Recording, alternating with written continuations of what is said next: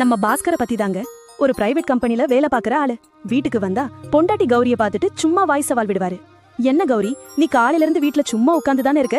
ஒரு நாள் உட்கார்ந்துட்டு இருக்க எனக்கே களைப்பா இருக்கு. நீ மட்டும் எப்படி தாங்குற? கௌரி பாவம் எதுக்கும் பேச மாட்டா. ஒரு மாதிரி சிரிச்சுட்டு சமையல் கட்ட கதின்னு போயிடுவா. பாஸ்கருக்கு தெரிஞ்சதெல்லாம் தான் ஆபீஸ்ல டை கட்டிக்கிட்டு கம்ப்யூட்டரை பாக்குறது மட்டும்தான் வேலை. மற்றதெல்லாம் சும்மா பொழுதுபோக்கு. ஒரு நாள் கௌரிக்கு ஒரே காய்ச்சல் கும்முன்னு வந்துருச்சு. எந்திரிக்கவே முடியல. பாஸ்கர் கிட்ட மெதுவா சொன்னான், ஏங்க இன்னைக்கு ஒரு நாள் மட்டும் நீங்க வீட்டை பாத்துக்க முடியுமா? இன்னைக்கு நான் நிஜமாவே சும்மா இருக்கேன். பாஸ்கருக்கு சிரிப்பு தான் வந்துச்சு. இது என்ன பிரம்ம பிரயத்தனமா?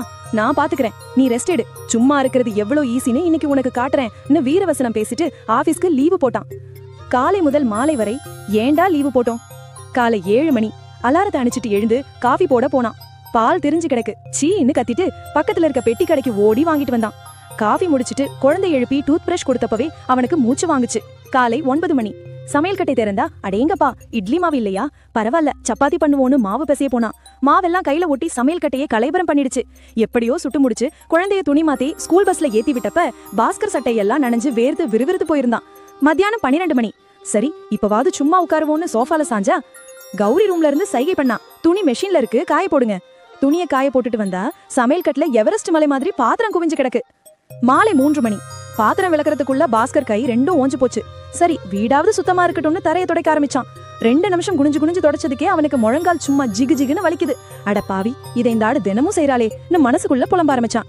மாலை 5 மணி சீக்கிரம் சோஃபால உட்கார்ந்து ஒரு டீயாவது குடிப்போம்னு சாஞ்சா கரெக்டா குழந்தை வந்து நிக்கிறான். அப்பா பசிக்குது, ஸ்நாக்ஸ் வேணும். பாஸ்கர், அடச்சி இந்த வேலைக்கு மட்டும் எண்டே கிடையாதா? நான் அழுத்துக்கிட்டான். விஷயம் புரிஞ்சுது. ராத்திரி 7 மணிக்கு பாஸ்கரோட கம்பெனில இருந்து போன் வந்துச்சு. சார், நீங்க இன்னைக்கு செஞ்ச சும்மா வேலைக்கெல்லாம் நாங்க எவ்வளவு சம்பளம் கொடுக்கணும்னு ஒரு லிஸ்ட் போடுங்க பாப்போம். பாஸ்கர் யோசிச்சு பார்த்தான்.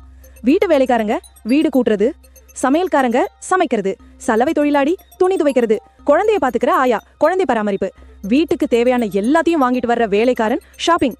அட கடவுளே, இந்த 5 பேருக்கும் நான் சம்பளம் கொடுத்தா என் வருஷ சம்பளமே பத்தாது போல இருக்கேன்னு ஒரு மாதிரி வெக்கத்துல நெறிஞ்சான். சட்டுன்னு எழுந்து கௌரி படுத்திருந்த அறைக்கு போனான். காய்ச்சல்ல இருந்த அவளோட கைகளை பிடிச்சான்.